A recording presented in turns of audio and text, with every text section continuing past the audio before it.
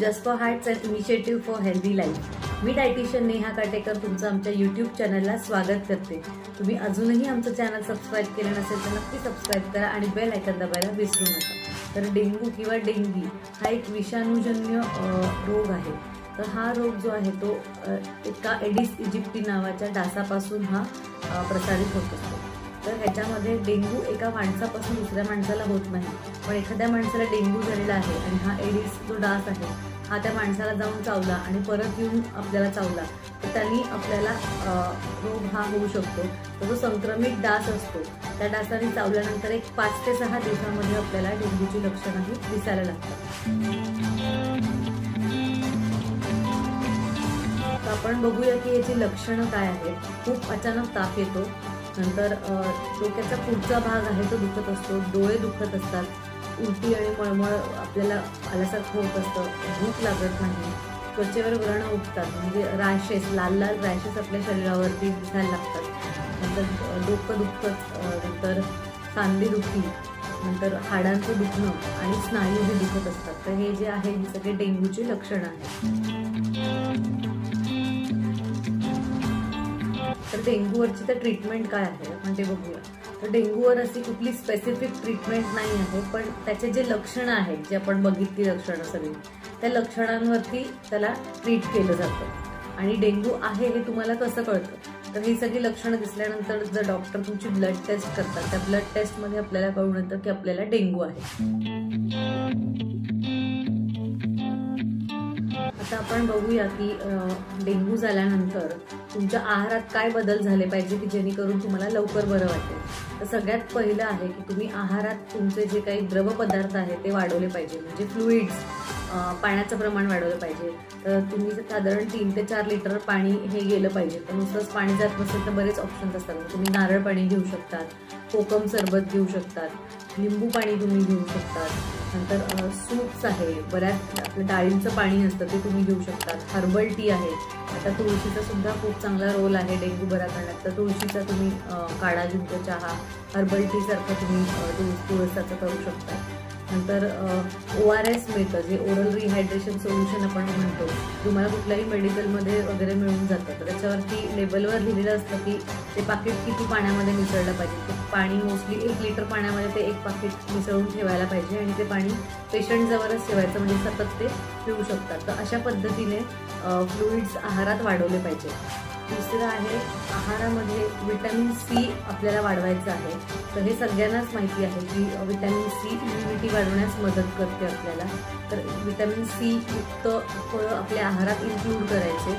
अजून एक विटॅमिन Cचा फायदा म्हणजे जे अँटीबॉडीज असतात, म्हणजे जे काही ह्या इन्फेक्शनसोबत लढाई करत असतात ते देखील विटॅमिन Cनी वाढत असतात। तर विटॅमिन C युक्त फळं म्हणजे लिंबू, संत्र, लिंबू पाणी तुम्ही घेऊ शकता किंवा संत्र, मोसंब, आवळा, डाळिंब, किवी, पपया, नंतर पेरू आहे।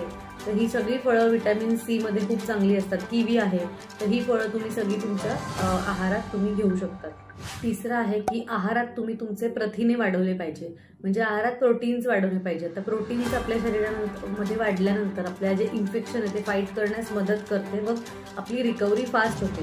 त्यामुळे प्रोटीन्स आहारात वाढले पाहिजे। तर ते प्रोटीन्समध्ये 2 प्रकार असतात, एक फर्स्ट क्लास प्रोटीन म्हणजे चांगल्या क्वालिटीचे प्रोटीन आणि एक सेकंड क्लास प्रोटीन। म्हणजे फर्स्ट क्लास प्रोटीन जे असतात ते आपल्याला जे काही प्राण्यांकडनं सोर्स मिळतात त्यातनं आपल्याला मिळत असतात। जसं चिकन आहे, मासे आहेत, अंडी आहेत। तर चिकन, मासे किंवा अंडी तुम्ही खाऊ शकतात, त्याच्यात तुम्हाला चांगल्या पद्धतीचे प्रोटीन्स मिळेल। किंवा व्हेजिटेरियन लोकांसाठी पनीर आहे, दूध आहे, दही आहे, हे अशा पद्धतीचे तुम्ही गोष्टी तुमच्या आहारात ॲड करू शकतात की जेणे तुमचे प्रोटीन्स वाढतील। आणि डाळी, उसळी ह्यांच्यामध्ये देखील प्रोटीन्स असतं। डाळी, उसळी पण तुम्ही थोडंसं जास्त प्रमाणात तेव्हा घेऊ शकतात। आणि ज्या लोकांना जुलाब किंवा पोट फुगत आहे, ज्यांना त्रास होतोय, जास्त पचन व्यवस्थित होत नाही, तर अशा लोकांनी थोडासा आहार लाईट ठेवलेला उत्तम राहील। दही भात घेऊ शकतात किंवा मुगाची खिचडी घेऊ शकतात किंवा मेथकूट भात घेऊ शकतात, डाळींचं पाणी आणि भात घेऊ शकतात। तर असं तेव्हा थोडंसं कमी ठेवलं तरी चालणार आहे। तुम्ही पपईच्या पानांचा रस घेऊ शकता। तर पपईच्या पानांचा रस जो आहे तर तो तुम्ही एक साधारण बऱ्याच अभ्यासातून दिसून आलेला आहे की तो रामबाण उपाय आहे डेंग्यू बरा करण्यासाठी. कारण डेंग्यूमध्ये जे प्लेटलेट काउंट कमी झालेलं असतं ते वाढवण्याचं काम हे पपईच्या पानांचा रस करत असतं. तर हा रस किती घ्यायला पाहिजे ह्याच्यावर बरेच रेकमेंडेशन्स आहेत, पण एक सेफर साईड आपण म्हणूया की तुम्ही साधारण एक 30 ml पासून सुरुवात करू शकतात. की जसं तुम्ही पहिल्यांदाच घेत असाल तर तो रस तुम्ही साधारण तुमच्या सकाळच्या नाश्त्याच्या आधी 30 ml म्हणजे जो पोह्यांचा चमचा असतो आपला पोहे खायचा चमचा तो 3 चमचे भरून तुम्ही रस घेतला आधी आणि मग तुमचा नाश्ता केला आणि आधी तुम्ही बघा टॉलरेट कसा होतोय, नंतर मग तुम्ही हा 2 टाइम किंवा 3 टाइम दिवसाला करू शकतात आणि याबद्दल देखील तुमच्या डॉक्टरांशी एकदा सल्ला घेणं गरजेचं आहे. जर तुम्हाला पपईच्या पानांचा आणि 10 वर्षाखालील मुलं असतील त्यांना 5 ml रसपासून सुरू करा. 10 वर्षाखाली वरचे असतील तर 30 ml आणि खालचे असतील तर 5 ml नेच सुरुवात करा. 5 ml म्हणजे साधारण आपला चहाचा चमचा जेवढा असतो तेवढा 5 ml असतो.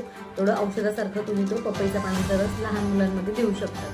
आणि जर तुम्हाला पपईचे पानं जर नाही अवेलेबल झाली नाही मिळाली तर तुम्ही पपईच्या पानांच्या रसाची गोळी मिळते तर ती गोळी तुम्ही टॅबलेट फॉर्ममध्ये देखील तुम्ही ते घेऊ शकता. नंतर आपला पुढचा मुद्दा आहे की गुळूची घन किंवा आपलं गुळवेल जो असतो गुळवेलचं तुम्हाला कुठल्या पद्धतीने अवेलेबल होतोय ते तुम्ही बघू शकतात. पानं असेल तर पानांचा काढा करून घेऊ शकतात किंवा मग गुळूची घन म्हणून गोळी मिळते तुम्ही ती देखील ह्याच्यामध्ये सपोर्टिव्ह ट्रीटमेंट म्हणून घेऊ शकतात. तर आपला पुढचा मुद्दा आहे पुढचा पॉईंट आहे रेस्ट किंवा आराम करणे.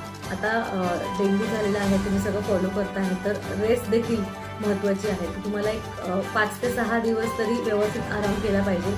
तर तुम्ही खूप जास्त स्ट्रेस घेणे किंवा कंटिन्युअस बसून राहणे कामासाठी तर ते न करता एक व्यवस्थित विश्रांती घेणे आणि मगच तुम्ही तुमचं जे काही रुटीन आहे ते सुरू करा. मग तुम्हाला कंप्लीट रिकव्हरी होण्यास ह्याच्यात मदत होईल. तर मला खात्री आहे की तुम्हाला याच्यातनं नक्कीच कळालं असेल की आपण जर डेंग्यू झाला किंवा ताप आला तर आपण कशा पद्धतीचा अप्रोच ठेवला पाहिजे. तर रेस्ट आणि विश्रांती ही खूप महत्त्वाची आहे पूर्ण रिकवर होण्यासाठी. आणि शेवटचा मुद्दा आहे की कधी कधी पेशंट ॲडमिट असतो आणि आपण त्याला काय काय खायला नेऊन द्यायची शक्यता वाढते. त्यामुळे तेव्हा जे काही प्रोसेस फूड आहे डब्बाबंद पदार्थ आहे किंवा कोल्ड ड्रिंक्स आहे किंवा बाहेरचे प्रोसेस्ड ज्यूसेस आहे ते त्यांना पेशंटला काही द्यायचं नाही. तळलेलं आहे किंवा जंक फूड आहे हे सगळ्या गोष्टी खूप मसालेदार गोष्टी या सगळ्या गोष्टी तेव्हा अवॉइड करायच्या आहेत. मला खात्री आहे की तुम्हाला याच्यातनं नॉलेज मिळालंच असणार आहे. तुमचे डेंग्यूला घेऊन आणि काही प्रश्न असतील तर नक्की मला तुम्ही कमेंट सेक्शनमध्ये लिहून पाठवा आणि मी नक्कीच तुम्हाला त्याचं उत्तर देईन. धन्यवाद.